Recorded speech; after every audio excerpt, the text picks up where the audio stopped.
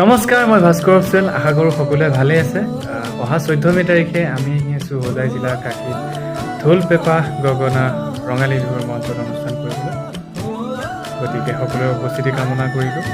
আমি সকলোৱে লগ হ'ম, গীত মাতৰ লগতে বহুতো কথা পাতিম। আপোনালোকে আহিব। ধন্যবাদ।